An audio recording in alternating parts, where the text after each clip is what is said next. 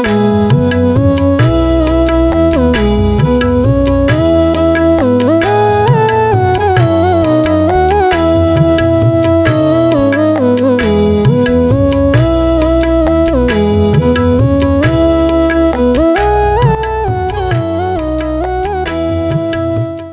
brothers and sisters in the Lord, ప్రభునందు ప్రియమైన సహోదరి సహోదరులారా, today's verse for our meditation is taken from the book of Jeremiah, chapter 29, verse 12. ఈరోజు మన ధ్యానం కొరకు ఇర్మియా గ్రంథం 29వ అధ్యాయం 12వ వచనం నుండి తీసుకొనబడింది.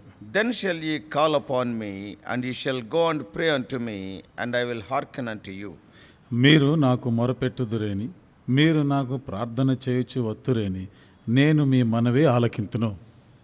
As far as the history about our Jeremiah 29 is concerned, ఇర్మియా గ్రంథం 29వ అధ్యాయం యొక్క చరిత్ర మాటకు వస్తే, Jeremiah 29 contains a letter from Jeremiah writing as the Lord's prophet to the exiles in Babylon. ఇర్మియా గ్రంథం 29వ అధ్యాయాన్ని ఇర్మియా బబులోను చెరలో ఉన్నటువంటి దేవుని ప్రజలైన వారికి ఒక పత్రికను రాస్తున్నాడు. It was especially directed to the leaders, the remainder of the elders of the Jewish community there in Babylon. విశేషంగా బబులోనులోనే ఉండిపోయినటువంటి పెద్దలైనటువంటి వారికి ఉద్దేశించి రాస్తా ఉన్నాడు. This happened after Jeconiah. Jeconiah means Jehoiakim. ఇది యెకొన్యా తర్వాత అంటే యెహోయాకీను తర్వాత జరిగిన సందర్భం. Because Jehoiakim's other name is Jeconiah. ఎందుకంటే యెహోయాకీనుకి మరొక పేరే యెకొన్యా కూడా. Jeconiah was taken to Babylon between 598 to 597 BC. యెకొన్యా క్రీస్తు పూర్వం 598 నుండి 597 ఆ ప్రాంతంలో ఉన్నవాడు. And he was taken to Babylon. అప్పుడు చెరలోనికి ఆయన తీసుకొని పోబడ్డాడు. By this time, Babylon had already invaded Judah and Jerusalem twice. అప్పటికే బబులోను వారు యూదా వారి మీద 2 సార్లు వాళ్ళు దాడి చేసి దండెత్తి వచ్చినారు. And that is 606 BC first time. మొదటిసారిగా క్రీస్తు పూర్వము 606లో, And second time in this 598 BC. రెండవసారి క్రీస్తు పూర్వం 598లో. And each time they have taken the Jews as captives. ప్రతిసారి కూడా యూదులైన వారిని చెరలోనికి తీసుకొని పోయినారు. Even then there are still remained a sizable population in Jerusalem and Judah. అయినను యెరూషలేము యూదాలో కూడా ఇంకా చాలా మంది మిగిలే ఉన్నారు. But they would also soon be conquered and carried away in force to exile. అతి త్వరలోనే వారు కూడా మిగిలిన వారు కూడా ఇక చెరలోనికి వాళ్ళు తీసుకొని పోబడతారు. The letter was sent by the hand of Elasah. ఎలాసా అనే వ్యక్తి ద్వారా ఈ పత్రిక పంపించినారు. This letter was a valid and true expression of Jeremiah's prophetic office. ఈ పత్రికలో ఇర్మియా యొక్క ప్రవచనాత్మకమైనటువంటి ఆ పరిచర్య గురించిన వ్యక్తపరుస్తా ఉన్నాడు. Even though it was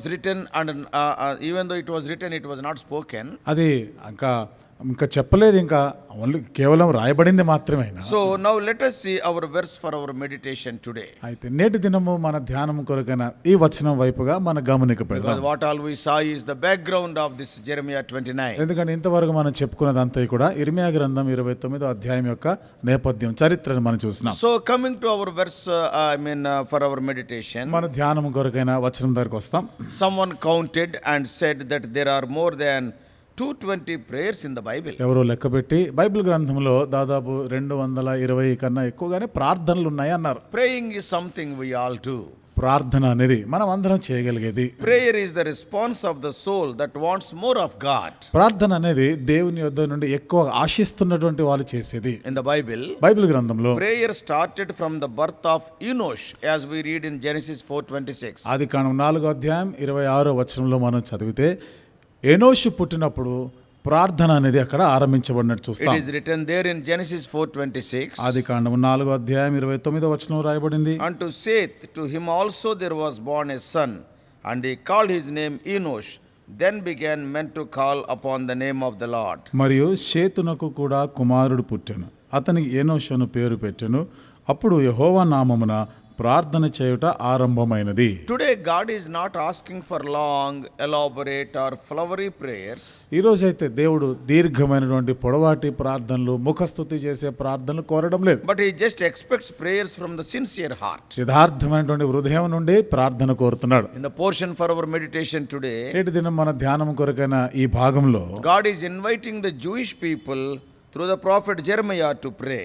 దేవుడు యూదులైన వారిని ఇర్మియా ప్రవక్త ద్వారా ప్రార్థన చేయాలని కోరుతున్నాడు. God's people have the responsibility to seek the Lord. దేవుని ప్రజలైన వారు యెహోవాను వెదకవలసిన బాధ్యత ఉంది. They have to pray and ask him to fulfill the promises. ఆ వాగ్దానాలని నెరవేర్చమని ప్రార్థన చేయవలసి ఉన్నారు. Promise and prayer go together. వాగ్దానములు ప్రార్థన ఇవి రెండు కలిసే వెళ్తాయి. Prayer is asking God to fulfill his promises for his glory and for our edification. ప్రార్థన అనేది దేవుని యొక్క వాగ్దానాలు ఆయన మహిమార్థమై మన క్షేమాభివృద్ధి నిమిత్తమై నెరవేర్చబడాలని చేసేది ప్రార్థన. Prayer is talking to God. ప్రార్థన అనేది దేవునితో మాట్లాడేది. In one sense, prayer is worship. ఒక విధంగా చెప్పాలంటే ప్రార్థన ఆరాధన కూడా అవుతుంది. In prayer we express our inability and dependence on him. ప్రార్థనలో మన చాతగానితనాన్ని ఒప్పుకుంటూ దేవుని పైన మనం ఆధారపడుతూ చేస్తాం. And we acknowledge that he is able. అంతేకాదు ఆయన సామర్థ్యం గలవాడని ఒప్పుకుంటాం. That is worship. అదే ఆరాధన. Somebody said that prayer consists of at least 4 parts. ఎవరో అన్నారు కదా ఈ ప్రార్థనలో 4 భాగాలు ఉంటాయి. Remember the word acts, ACTS. చూడండి ఇంగ్లీష్లో ACTS అనేటువంటి ఈ అక్షరాలు మీరు గమనించండి. A stands for adoration. ఏ అనగా ఘనపరచుట దేవుణ్ణి. C stands for confession. C అంటే ఒప్పుకోలు. T stands for thanksgiving. T అనగా కృతజ్ఞత చెల్లించుట. And then S stands for supplication. తర్వాత ఎస్ అనేది మనవులు చేయుట. This supplication includes our intercession, our requests, our petitions and desires as it is written in 1 Timothy 2:1. ఈ మనవులు తిమోతికి రాసిన మొదటి పత్రిక 2వ అధ్యాయం 1వ వచనం రాయబడినట్లుగా ప్రార్థన, విజ్ఞాపనలు, మొరపెట్టుట, మనవులు ఇవన్నీ కూడా ఉన్నాయి. Today's verse for our meditation is written by Jeremiah in the context of the restoration of Jews from the 70 years Babylonian captivity. ఈ రోజు మన ధ్యానం కొరకైనటువంటి ఈ వచన భాగము యూదా ప్రజలు 70 సంవత్సరాల బబులోను యొక్క చెర జీవితం ముగించబడిన తర్వాత రాయబడినటువంటి సంగతులు ఇవి.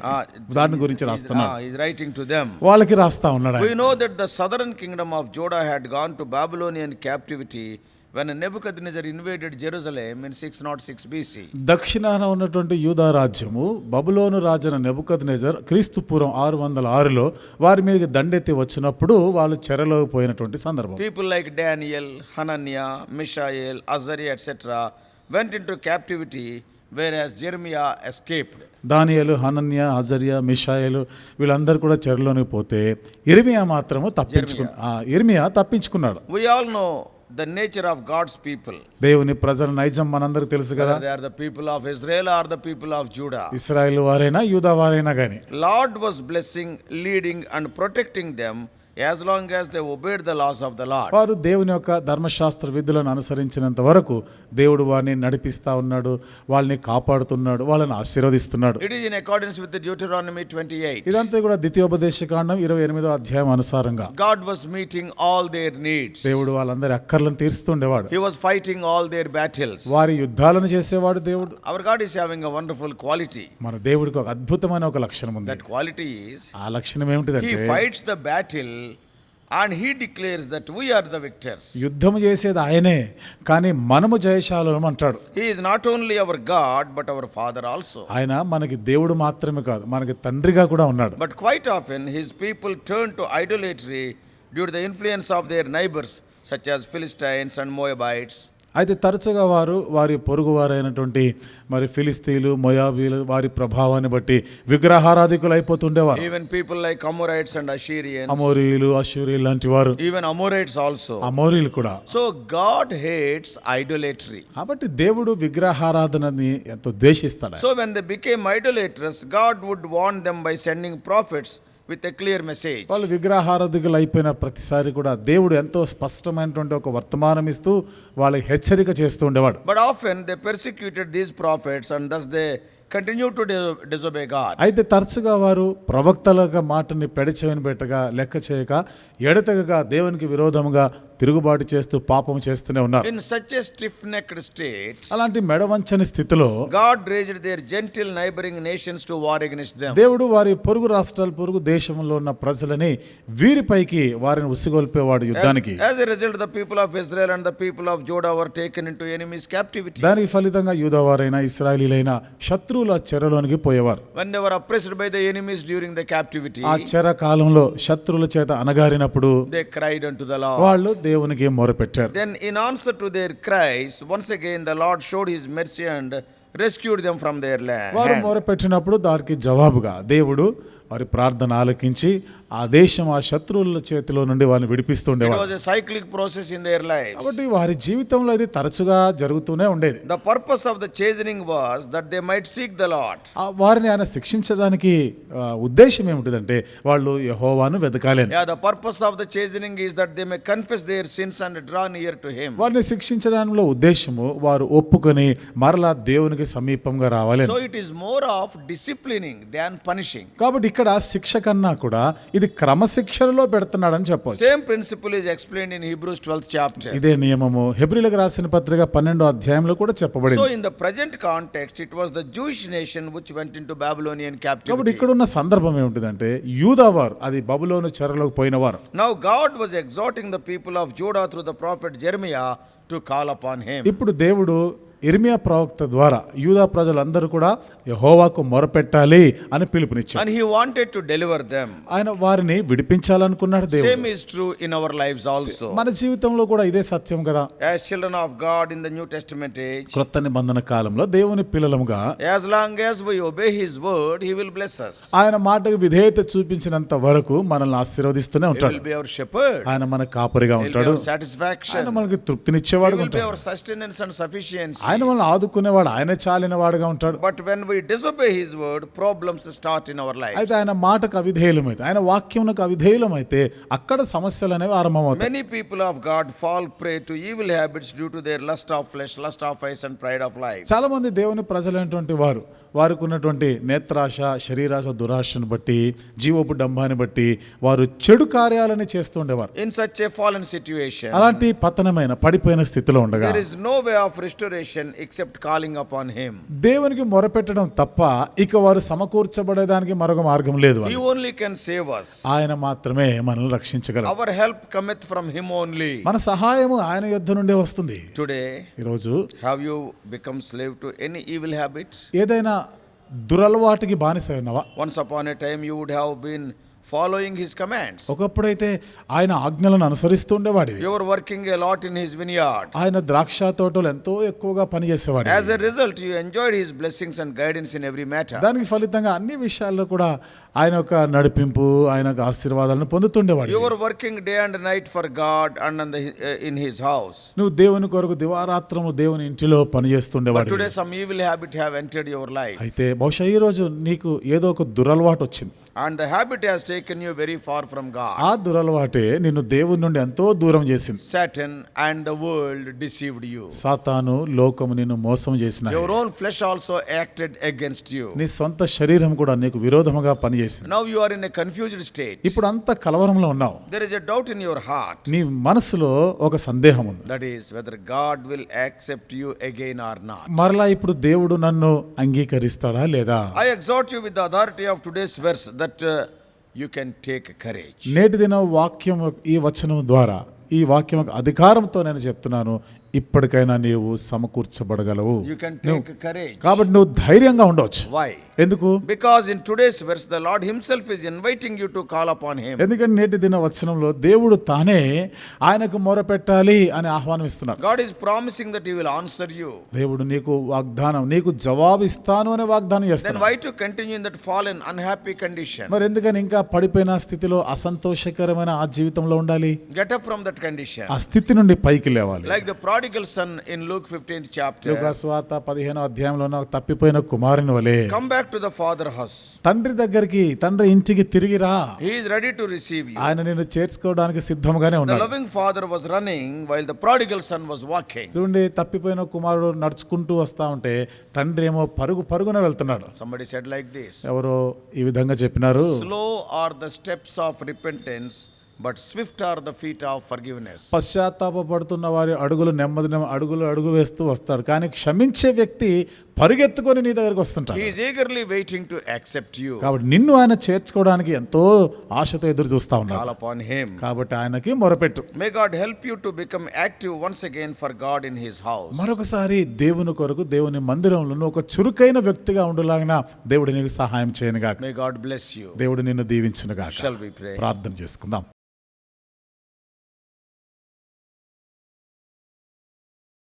loving Heavenly Father, ప్రేమగల మా పరలోకపు our తండ్రి, gracious మా God, కృపగల దేవా, we thank thee, O Lord, for today's verse for our meditation. నేటి దినం మా ధ్యానం కొరకైన వచనాన్ని బట్టి వందనాలు O చెల్లిస్తున్నాం. Lord, when you see us in our fallen state, దేవా, మేము పడిపోయిన స్థితిలో మమ్మల్ని చూసినప్పుడు though we are not crying unto you, thou art inviting us to cry unto you. నేను మీకు మొరపెట్టకపోయినా నీవే ప్రభా, నీకు మేము మొరపెట్టాలని మమ్మల్ని ఆహ్వానిస్తున్నాం. You call unto me, I will answer, you are promising. నాకు మొరపెట్టుము, నీకు ఉత్తరం ఇస్తానని వాగ్దానం Oh, చేస్తున్నావు. this is the amazing love. దేవా, ఇదంతా అమోఘమైనటువంటి ప్రేమ. Sometimes when we cry unto the people, they won't answer. కొన్ని పర్యాయాలు ప్రజలకు మేము మొరపెట్టుకున్నా ఎవరు పట్టించుకోరు. But here you yourself are inviting us, the fallen people, to cry unto you, and you are promising that you will answer us. ఇక్కడైతే పడిపోయినటువంటి వారిని నీవే స్వయంగా నీవే ప్రభా ఆహ్వానిస్తూ నాకు మొరపెట్టుము, నేను నీకు ఉత్తరం ఇస్తానని మీరు చెప్తున్నారు. Many of our dear ones who are hearing, suppose if they are in a fallen state, help them to cry unto thee and be restored. ఈ మాటలు వింటున్న మా ప్రియులైన వారు ఎవరైనా పడిపోయిన స్థితిలో ఉంటే దేవా, వారు మీకు మొరపెట్టి తద్వారా ప్రభు మీ నుండి జవాబు పొంది వారు మరలా సమకూర్చబడుదురు గాక. As the father in the story of the prodigal son is waiting to receive the prodigal son, thou art also willing to receive us. తప్పిపోయిన కుమారుని యొక్క చరిత్రలో ప్రభా ఏ విధంగా తండ్రి ప్రభా మరి పశ్చాత్తాపడిన కుమారుని చేర్చుకోవడానికి సిద్ధంగా ఉన్నాడో నీవు కూడా ప్రభా నీకు మొరపెట్టినప్పుడు నీవు చేర్చుకునే దానికి సిద్ధంగా ఉన్నావు. Help us to make a new start. ప్రభా ఒక నూతన ఆరంభం చేయుటకు సహాయం చేయండి. Help every one of our dear ones. మా ప్రియులైన వారందరికీ ప్రతి ఒక్కరికి సహాయం చేయండి. Throughout the day lead us, ఈ దినమంతా కూడా మమ్మల్ని నడిపించండి. bringing all of us under the sprinkling of thy precious blood. We do pray in the mighty name, wonder-working name of our Lord and Savior Jesus Christ. మమ్మల్ని అందరినీ కూడా అమూల్యమైన మీ రక్త ప్రోక్షణ కిందకి తెచ్చుకుంటూ మా ప్రభువును రక్షకుడైన యేసుక్రీస్తు ప్రభువు యొక్క ఆశ్చర్య కార్యములు జరిగించే నామంలో ప్రార్థించి వేడుకుంటున్నాము తండ్రి.